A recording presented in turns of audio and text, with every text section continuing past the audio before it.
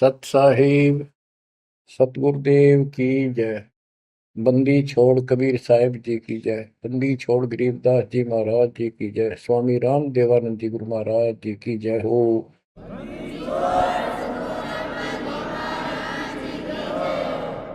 सर्व संतों की जय, सर्व भक्तों की जय, धर्मी पुरुषों की जय। श्री काशी धाम की जय, श्री सुब्राणी धाम की जय, श्री क्रोथा धाम की जय, श्री बरवाड़ा धाम की जय। सत साहिब परम पिता परमात्मा कबीर जी की असीम मृदा से बच्चों, आज आपको अपने घर का पता चला। ये अरहट वाले कुएं में, ये अरहट का कुआ लोई या गलबंदा है सब कोई, कीड़ी कुंज पर अवतारा, हर हट डोरी बंधे कई बारा। इस हर हट जैसे कुएं में बहुत बार चक्कर काट चुके हो। अब इस झंझट से छूटने का समय आ गया। आप किसी से पूछ लो, कोई भी मरना नहीं चाहता, पर सबको पता यहां रह भी कोई नहीं गा। यह समस्या क्यों है? ये इसलिए है कि अब मृत्यु अच्छी चीज नहीं, सबसे घटिया ये है। फिर उम्र दोस्त था, जब तक जवान रहता है रोजी रोटी के चक्कर में उलझा रहा है, बस की बात नहीं। यहाँ की व्यवस्था ऐसी है, छोटे छोटे बच्चे होंगे, उनके पालने के लिए मर मिटता इंसान, और करना पड़े। देखे जहां भूखे बैठे, तो ये मजबूरी है अपनी। और फिर सारा जीवन बच्चों को पाल पोस कर पढ़ा कर शादी कर दी, उनके बच्चे हो गए। बच्चों, अपना कर्म के साथ जीव आप बैठे। बच्चे कितने अच्छे हों, कितनी अच्छी बहू आ जा पुत्रवधु, लेकिन कर्म में दुख है तो कोई न कोई इसी आंट चला देगा काल। वो चाह कभी आप उसकी मदद नहीं कर पाओगे, उसके कर्म ना करने दे। जैसे आपको बताया, या फिर कोई ऐसी बीमारी हो जाएगी, बच्चे भी, बेटा भी, पुत्र वधु भी दोनों बैठ कर रोने जाएंगे और वो चिल्लाए जा। सास या ससुर कोई भी है, वो कर्महीन इंसान दुख पावेंगे। वो दवाई भी जो आ सके हैं अच्छे हॉस्पिटल में ले जाएंगे, लेकिन उस दुख उस दर्द 2900 न कौन मिटा होगा। बच्चों, बहुत बार समझा लिया आपको, कभी आंख नहीं खुलने देता यो काल। केवल सतगुरु शरण में आने से इस काल का प्रभाव हट जाता है कुछ समय के लिए। और तब ये बातें अच्छी लगती हैं, ना कोई गाना, ना कोई बेंजू बजे, ना कोई अच्छा सुर निकाल ले जाते। केवल ये परमात्मा की अमर कथा सुनाई जाती है, उस दाता की बोली, उस कबीर परमात्मा की महिमा सुनाई जाती है। और धीरे धीरे जब पाप कम होते चले जाते हैं, यह इतनी अच्छी लगती है। बस गाने सुना करते बकवादी एक अन्य के लिए लगते हैं इनके सामने। तो पाप कर्म जितने कटते चले जाएंगे, इतने ही ये आत्मा का आहार इसे अच्छा लगने लग जाएगा। ये बहुत सी घटनाएं सारे घट रही हैं, पर एक आधा सुनाने से सभी समझ में आ जाती है। एक व्यक्ति को अधर्म मार गया, पैरालिसिस होगा, और उसके 4 एकड़ जमीन थी, उन्हें 16 एकड़ बढ़ा दी। सारी जिंदगी मेहनत करी खूब, कंजूसी के साथ। भगवान को जाने कौन था, कोई सुनता ही नहीं भगवान के बारे में। तो उसको 4 लड़के हो गए, चारों की शादी कर दी, चारों अलग अलग हो गए। उसको पैरालिसिस हो गया। अब उसको कोई नहीं उठा उन चारों में था, और बच्चे उसके पास से निकल जा। गांव के व्यक्तियों को पता चला, वो आए, उन बच्चों को समझाया, भाई बाप है, इसने कितना कुछ किया तुम्हारे लिए, कुछ तो शर्म करो। तो एक ने शर्म के मारे कुछ 10-5 दिन करी सेवा, फिर छोड़ दी। फिर उनके रिश्तेदार बुलाए, पंचायत हुई। रिश्तेदारों ने ये कर दिया भाई, इसके 16 किल्ला ने 5 हिस्सा में बांट दो, तो 3 एकड़ जमीन तो इसका हुआ है, इसको दो, 3 किल्ले इसके छोड़ दो, और जो इसकी सेवा करेगा वो लो। तो छोटे वाले की पत्नी बोली जी हम ले लेंगे, हम संभालेंगे। वो लालच में वो बला ले ली, बला हो जाती है ये कर्महीन इंसान, और 1 महीने बाद से फिर छोड़ दी। फिर गांव के व्यक्ति आए, मेरा भाई क्यों नहीं संभालते तुम? वह बोलिए किले भी ले लो, मारो बस का कोई सबके बीच में। तो गांव के लोगों ने एक नौकर किया, 3 एकड़ जमीन में से उसका जो खर्चा वर्ता उसको ध्यान लगे। तो जब वो पंचायत हो रही थी, बताओ था एक आदमी, और हमने देखा कई जगह ऐसी घटना घटी। तो जब वो पंचायत में आ रहे थे, रिश्तेदार आ रहे थे, वो खाट में पड़ा पड़ा नाड़ नाड़ हल्ला, और पोता आ गया उसका। उस पोते ने इतनी दूर खड़ा था वो, 5-7 फुट, नो करा नाड़ का नहीं, अकबर आजा, आजा लाट कर भाई नो, नाड़ नाड़ लर्ज की नो दिखा कर मैं इस पे प्यार करना चाहता हूँ, और वो दूर बात। तो वहां बैठे उपस्थित व्यक्ति बोले, इन बेटा ने तय कर दी इतनी छोटी मालस, इन पोते ही कसर रह रही है, ये करेंगे। तो यहाँ अध्यात्म ज्ञान आता है। जो काम करण का था कर्महीन ने वो तो करया कोई नहीं, जिसका दुख भी टला हो, बेटा बेटी पुत्र वो दूर सब न अच्छा लगा हो। तो बच्चों यू काम करण का है, यह सबके साथ बढ़ जाएगी जाए भगवान की शरण में नहीं रहता। 3 बातों को देखकर दास को और अधिक दृढ़ता आने लगी और भगवान के प्रति तड़पने लग गया।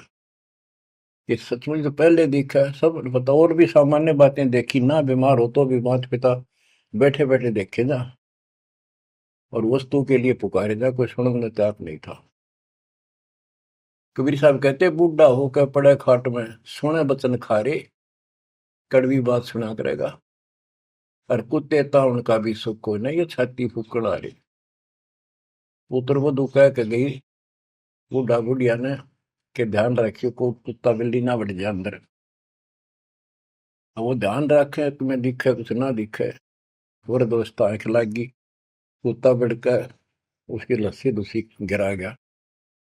वह पानी लेकर आई, तो उन्होंने कहा तेरा इतना भी सुख कौन, तो कुत्ते ने रोक दो, छाती फूक दी तुमने मेरी।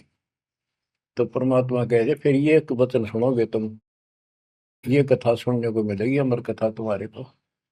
जो काम करने का वो कर लो, भक्ति करो, और फिर देख घर में भी सुख, शरीर में भी सुख, और सारे बच्चे भी भक्ति मार्ग पर लग जाएंगे। बच्चे सत्संग में जाएंगे, उनके मन दया पैदा होगी, भगवान का डर होगा, उनको अपने कर्तव्य का ज्ञान होगा कि माता पिता की भी सेवा करनी चाहिए, इन्होंने में पाला पोसा है, दया बनती है अंदर इस ज्ञान से। तो बच्चों इस भक्ति इस सत्संग के बिना इंसान ऐसे जड़े डोका मर जाता है, और जब तक ये ज्ञान नहीं होता वो काम हमने सबसे उत्तम और बस इतना ही ठीक है, वो अच्छा लग रहा था। तो यहाँ कबीर साहब कहते सतगुरु के उपदेश का सुनिया एक विचार, जय सतगुरु मिलते नहीं फिर जाते यम द्वार। वो दुख और आगे देखो, मृत्यु के बाद यम के दूत घसीट के ले जाएंगे धर्मराय के उस न्यायाधीश के दरबार में, फिर उनका फैसला होगा इसको नरक में डालो, इतने वर्ष, इतने दिन, इतनी घड़ी कैलकुलेटेड होते होंगे।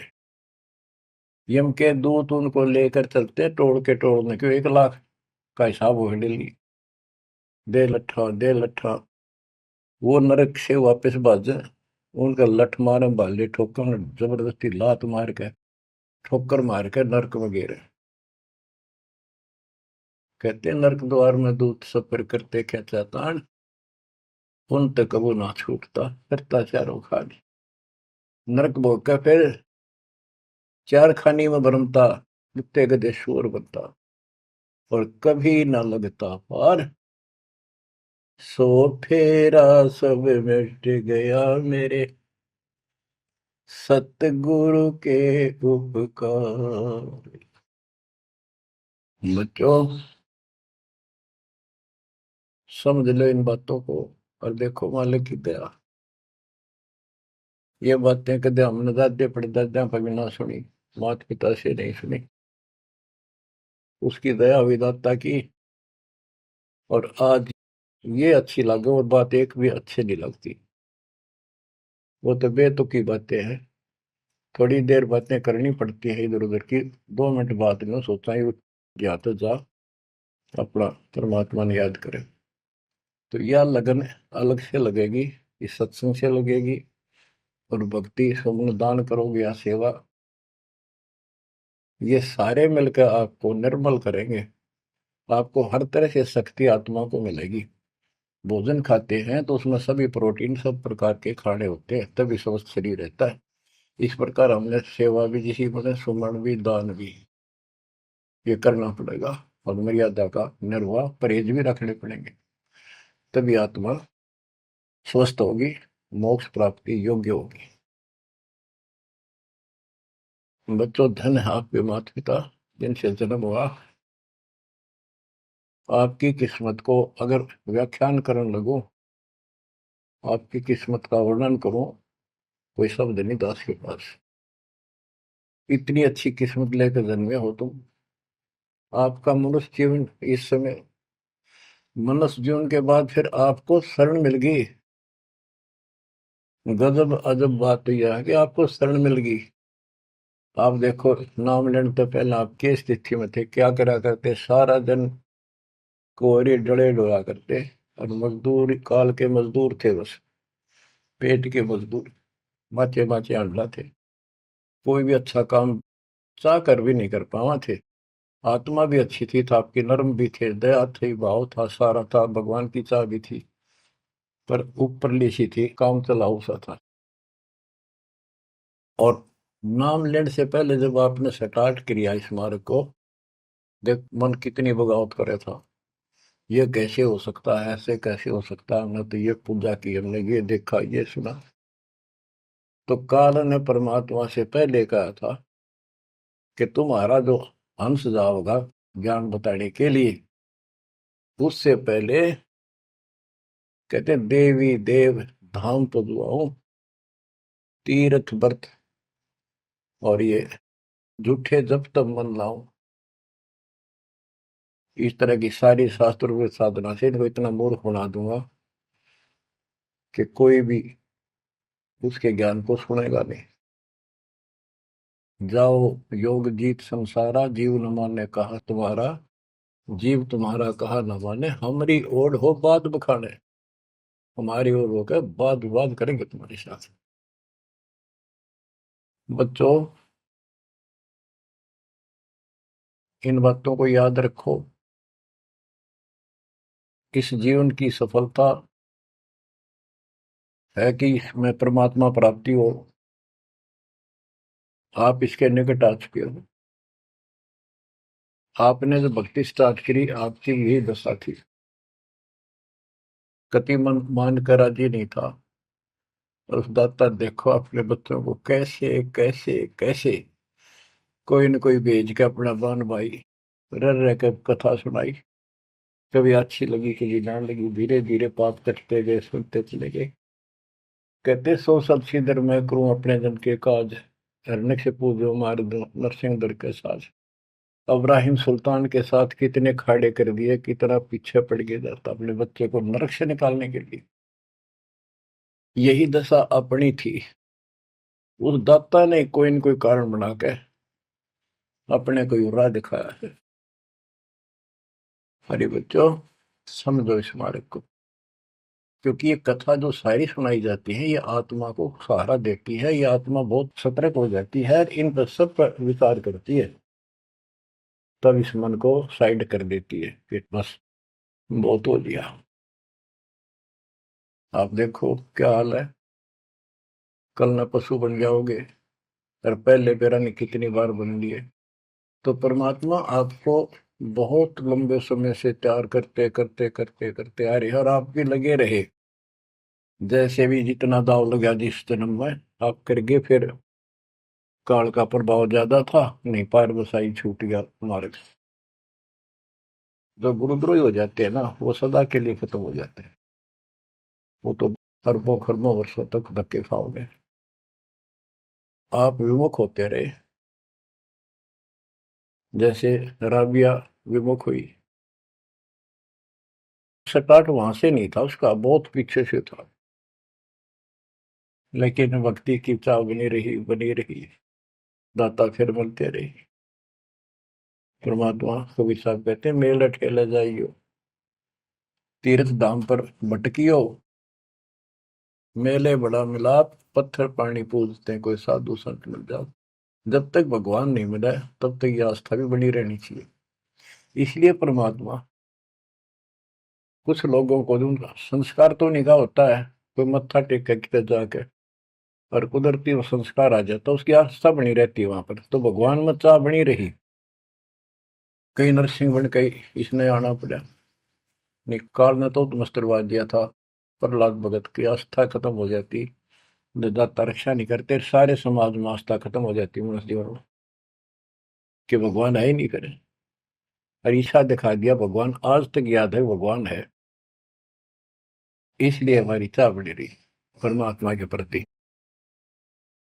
तो बच्चों, परमात्मा की असीम रजा आपके ऊपर है। परमात्मा 600 साल पहले हमें राह दिखाने लगे थे,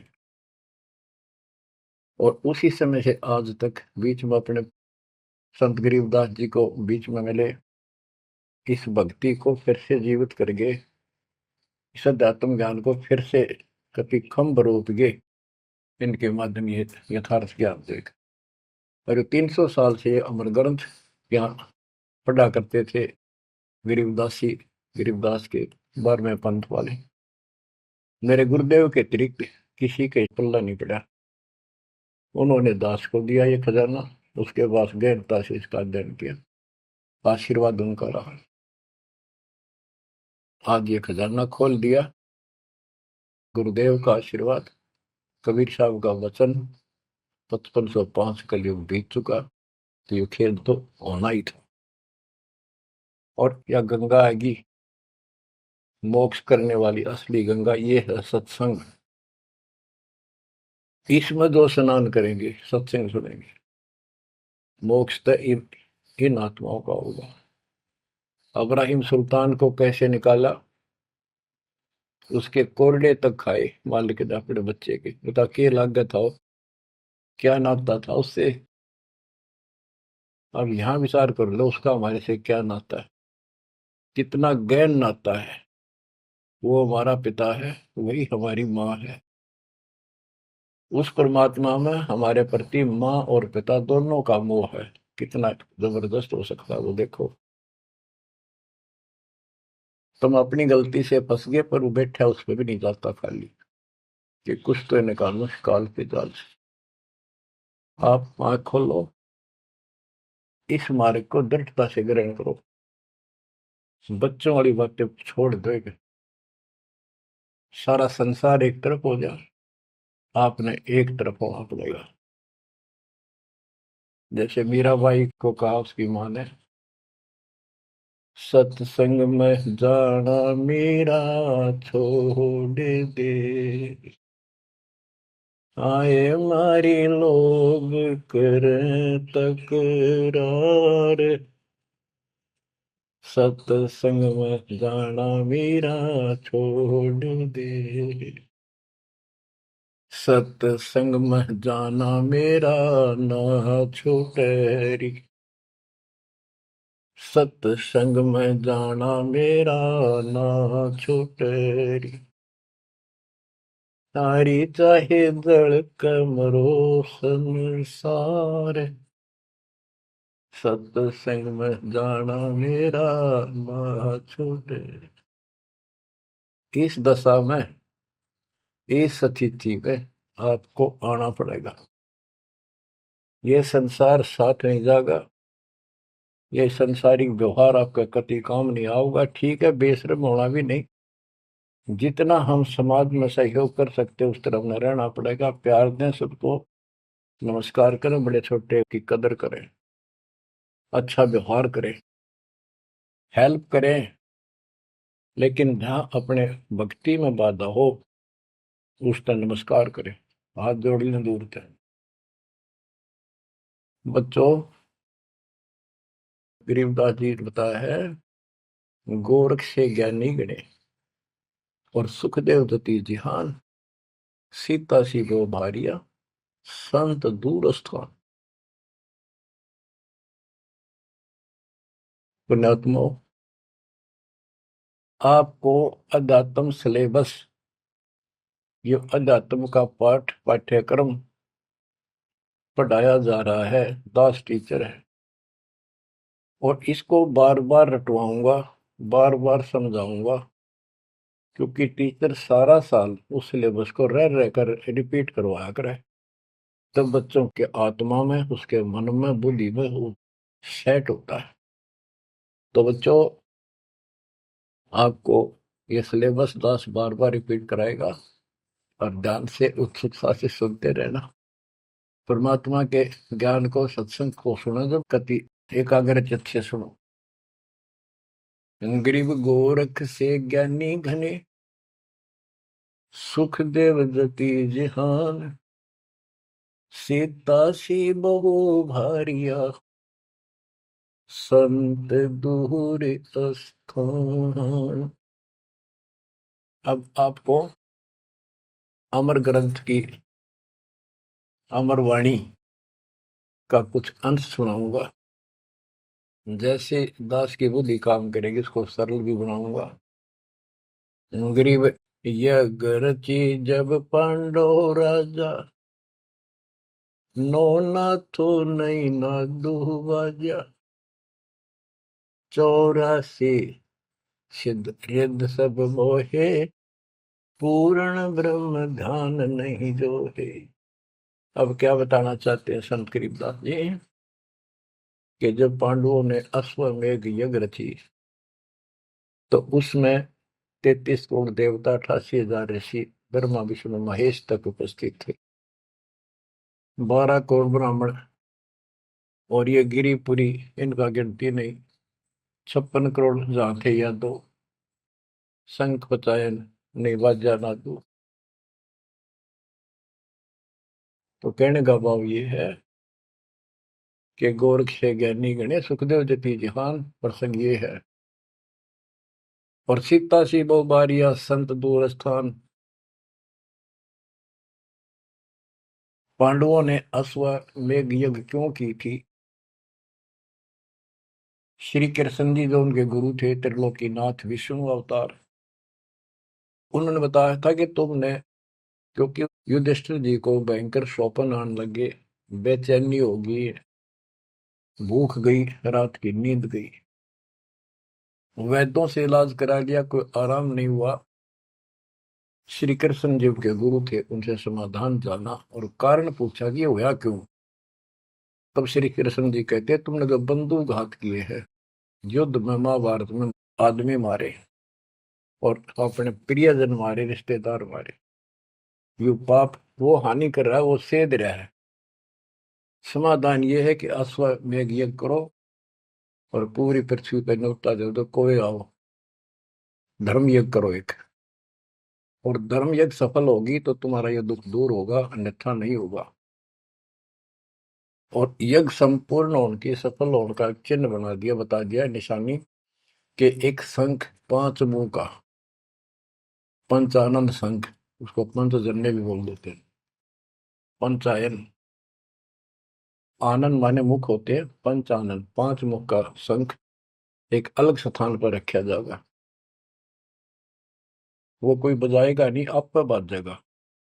वो बाजेगा तब जब कोई पूर्ण संत, अच्छी करने वाला उसमें भोजन खा लेगा। तो 33 करोड़ देवता बुला लिए, 88,000 ऋषि आगे, 12 करोड़ ब्राह्मण आगे, तो किसी से भी शंख नहीं बजा। न्योता देने के लिए चारों पांडवों की चारों दिशा में ड्यूटी लाई थी, युधिष्ठिर ने छोड़ दिया कि भी न्योता दे का निमंत्रण दो। भीम का निमंत्रण देने की जो दिशा थी, ड्यूटी थी जिस साइड में, उसमें सुदर्शन नाम के एक सुपच, जिसे आजकल शेड्यूल कास्ट कहते हैं, उसमें सुपच कहते थे, और वाल्मीकि जाति में थे वो। भीम वहां गया। भीम ने उनको निमंत्रण दिया कि भगत जी हमारे वहां आइयो, और मैं युधिष्ठिर राजा का भाई भीम हूं, और ऐसे ऐसे हमने एक अश्वमेध यज्ञ रची है, आप आमंत्रित हैं। तब सुदर्शन जी ने कहा, सुपच ने, कि भीम तुमने तो इतना पाप कर रखा, कसाई भी फीका पड़ गया, तुमने ऐसा जुल्म कर दिया। वो बहन आज तक रो रही है, जो विधवा होगी सैनिकों की, उनके बच्चे टक्कर मार रहे हैं, माँ से पूछ रहे हैं पिताजी कब आएंगे छुट्टी। उनकी माँ एकांत में ज्यादा रो रही है, तुम बैठ के ठाठ कर रहे हो और तुम मौज कर रहे हो, तुम तो नरक में डाले जाओगे। मुझे बुलाना है, जो अश्वमेध तुम करने जा रहे हो, ऐसी अश्वमेध 100 का फल मुझे संकल्प करो, 100, तब मैं तुम्हारे जाके रोटी खाऊं, मैं कौन पड़े से नरक में। अब अहंकार था भीम को कि हमारी यज्ञ तो सफल होनी है, क्योंकि श्री कृष्ण जी रहे साथ। तो उस भगत को कहा कि तेने आना होता जी, फालतू ना बोले, कि तेरे बिना वह काम अड़ा है, हमारे कोई आंट नहीं लगती। तो सुदर्शन जी चुप हो गए, सकट और सवाल को उल्ट जवाब ना दे। जब उनका कति संपूर्ण नहीं हुआ, वो काम नहीं बना, 33 करोड़ यादव सारे आ लिए, सबने भोजन खा लिया। शंख नहीं बजा, जब एक दूसरे के मुंह को देखा, वो उपस्थित ऋषि संत देवता ये बतला रहे हैं कि इनके पाप गणे कर लिए इनने। शंख बजेगा कहाँ से, अपने ऊपर ना लेते। अब जैसे ये माया के अंग का प्रसंग है, वाणी वो चल रही है कि इस देवी ने, इस माया ने काल के दबाव में यहाँ सबको भ्रमित कर रखा है, सत साधना करने नहीं देती, शास्त्र साधना में डरे डुबावे। कर तो काल रहा है, लेकिन यह उसके दबाव में आ गई, या क्या करे, फंस गई, इसके साथ आके निकम्मे गए। तो बच्चों, तब युधिष्ठिर बोला, महाराज हमारे पाप गिने हैं भगवान, ये तो कभी नहीं बच जाए। तो मन पता है क्या हाल हो रहा है, वो मेरे स्वप्न में भी दिखाई देते, वो बच्चे रोते हुए, उनकी विधवा रोती हुई टक्कर मार रही है। कृष्ण जी बोला, भाई इस शंख न बजाने वाला आया को नहीं। भीम को बुलाया कि बताओ इस साइड में किसकी ड्यूटी थी निमंत्रण देने की, कि भीम की थी। भीम से पूछा कि तुम ऐसे ऐसे एक सुदर्शन नाम का संत है, उसको न्योता नहीं दिया। वो बोला, जी निमंत्रण दिया था, पर वो तो कुबोल आदमी है, ये बातें बोली है कि तुम पापी हो और अपराधी हो, वो तो गलत बोला। कृष्ण जी बोले, आपने क्या कहा। भीम बोला, मैंने कह दिया तो नाना होता जी, आपने ना तो मत आइए। श्री कृष्ण जी बोले, सारा काम खराब कर दिया, साधु संतों से ऐसे नहीं बोलना चाहिए, वो जो कहते हैं उसमें कोई दम होगा बात में। तुम तो सारा काम बिगाड़ दिया, अब बता क्या करेगा। इतना पैसा लग गया, बात वही की वही, थोड़े मुंह हो गया भीम का, कह तो माच रहा था, तक के दिफा था। श्री कृष्ण जी बोले, बैठ साले, रथ तैयार करो। उस दौरान जब यह घटना घटी, उसमें परमात्मा करुणा में नाम से प्रकट थे कबीर साहब, और सुदर्शन उस करुणा में परमात्मा के बच्चे थे, शिष्य थे। सुदर्शन जी ने अपने गुरुदेव को जाके बताया कि महाराज ऐसे ऐसे वो भीम आया था, और मैंने उसको बोल दिया, भाई ऐसे ऐसे कर। परमात्मा बोले, बा वो यज्ञ तो उनकी पूरी हो को ना, उन तो वो सारे माया के पुजारी बैठे हैं, वह फिर आओगे, तू खिसक जाए यहाँ पे। सुदर्शन जी तो निकाल दिए, परमात्मा सुदर्शन रूप बनाकर बैठ गए। पांचों पांडव छठे कृष्ण जी गए 1 योजन 12 किलोमीटर दूर, रथ से उतर लिए और पैदल चल पड़े। जाके श्री कृष्ण जी ने दंडवत प्रणाम किया तो पांडव तापा मरे पड़े थे, पांचवा ने उन्होंने किया। तब सुदर्शन जी बोले, एक सुदर्शन जी कहूंगा मैं, क्योंकि ये फिल्म है, फिल्म में जो रोल जो करता है वही बोला जाता है। सुदर्शन जी ने कहा, आओ त्रिलोकीनाथ, कैसे आना होगा। श्री कृष्ण जी बोले, हे सृजनहार, हे सारी सृष्टि के रचनहार, आप जानी जान हो, ये पांडव हैं और ऐसे ऐसे ने अश्वमेध यज्ञ की है, वो आपके बिना संपूर्ण नहीं हो सकती। आप दया करो और भीम की गलती को माफ करो। सुदर्शन जी बोले, भाई मैंने जो शर्त रखी थी वह पूरी कर दो। भीम ने पूछ लो क्या शर्त थी मेरी, वो जी पता हमारे को। तो श्री कृष्ण जी ने कहा कि संत मरण को ऊंचा लियो, तज माया अभिमान, जो जो कदम आगे रखे, सो सो यज्ञ समान। ये देख लो, किसी में इतना भी अहंकार नहीं है। आज ये कति टूटे पड़े हैं, सारा खर्च हो लिया पैसा, बात वहीं खड़ी है। और वहां से लेकर यहाँ तक हम आए हैं, जितने हमारे कदम बढ़ते हैं वो सौ सौ यज्ञ समान, वो एक कदम एक यज्ञ के समान है। अपनी सौ रख लो, बाकी हमारी जोड़ी में डाल दो, हमारा भी कल्याण हो। यानी आदिन्य का भाव संत के सामने होना चाहिए। संत के साथ भगवान होता है, भगवान को अहंकार कति पसंद नहीं। तब साधु भूखा भाव का, धन का भूखा ना, ना किसी में माँ का भूखा। उससे पहले जब पहली बार यो भीम गया था तो निमंत्रण देने, एक तालाब में नहा का आया था और उसमें खूब गोते मर मर नहाया, पैर भी नहीं टिके थे। सुदर्शन जी बोले कि भीम, यह मेरी माला तार के दिए खुट्टी पर था।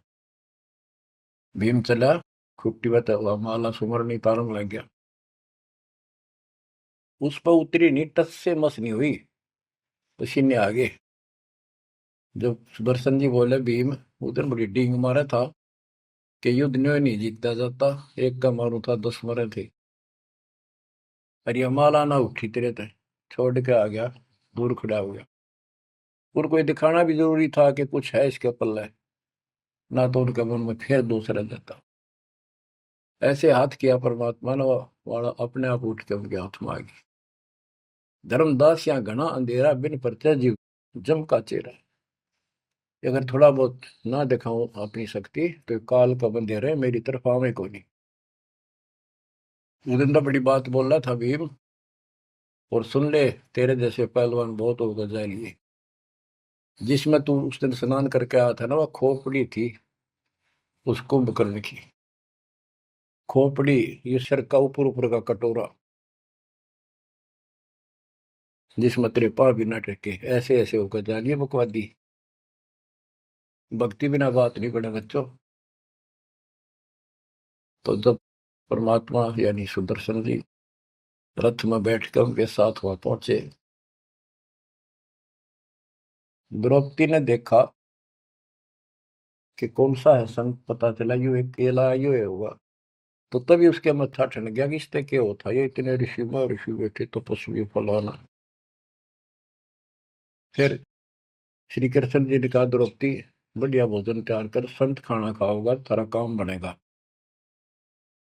तो द्रौपदी ने सोचा, बढ़िया भोजन बनाऊं, कई प्रकार के पकवान बनाकर थाली में नारी नारी कटोरिया में रख कर दिए। और सुदर्शन जी जो है वह 5 ग्रास खाते थे। वो अपने मनमुखी होते, पर रोल उसी का करना था परमात्मा। ये कुछ भी करते रहो, भक्ति ठीक करो बस।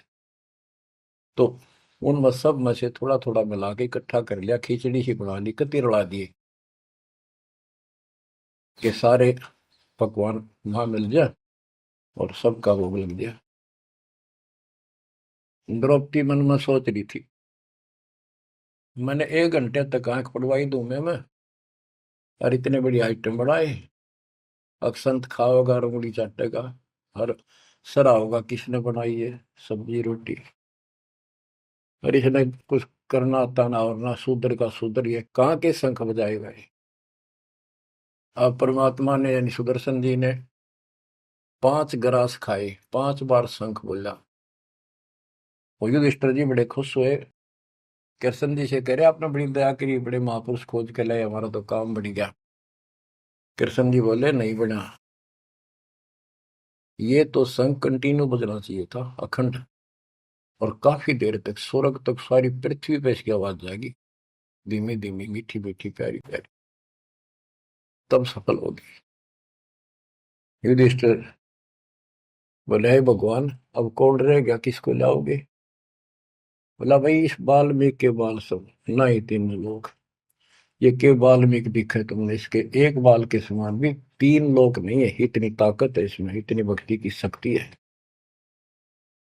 अपने घर में कमी है वह खोजते। द्रौपदी बुलाई, द्रौपदी से कहा कि बहन साची बता, तेरे कोई दोष आया इस महापुरुष के प्रति। तो उसने सारी बता दी जी, ऐसे ऐसे मेरे मन में दोष आया। द्रौपदी शुक्र मना तेरे घर पर टूक तोड़ ली, इसने आकर खाना खा लिया। अपने घर सब 2 रोटी खा कर सोते हैं, कोई भूखा नहीं सोता, भगवान सब न दे है। इस तरह का अहंकार करने से काम नहीं बनते। इसके चरण धोकर पियोगी ना, जब तेरे अंतःकरण का पाप भी दूर होगा और कुछ राहत भी तब मिलेगी। अमृता क्या नहीं करता। द्रौपदी लाई बढ़िया सी थाली परात उठाकर चांदी की, और उसमें लोटा लेकर संत के चरण धोए, गाल के कटोरे में पीण लगी। कृष्ण जी बोले बहना दा मुझे भी देना, इसे महापुरुष का चरणामृत कद कद मिल रहा है। तो आधा द्रौपदी ने पिया, आधा श्री कृष्ण जी ने। और फिर वो देखो अखंड बाजा वो ऐसे ढंग से बजाए, इतना धीरे धीरे धीरे धीरे सुर बढ़ता चलेगा, स्वर्ग तक पूरी पृथ्वी पर आवाज गई, कण कण में सुनाई दिया।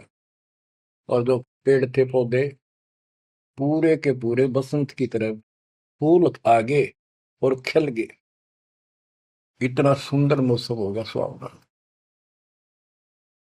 गोरख से ज्ञानी गढ़े और सुख दे जति जिहान, सीता सी गो भारिया संत दूर स्थान। संत को ऊपर दिखावे से ज्यादा मीठी मीठी लंबी चौड़ी कथा सुनाने से, अटपट करके प्रवचन करने से पहचाना नहीं जा सकता। तो बच्चों ना जीव की सी बुद्धि है को पहचान दे, पहचान लिए होते तो कबीर भगवान आए न थे, संत गरीबदास जी आ रहे कहने गए। अब बच्चों आपको थोड़ी सी अमृत वाणी सुनाता हूँ।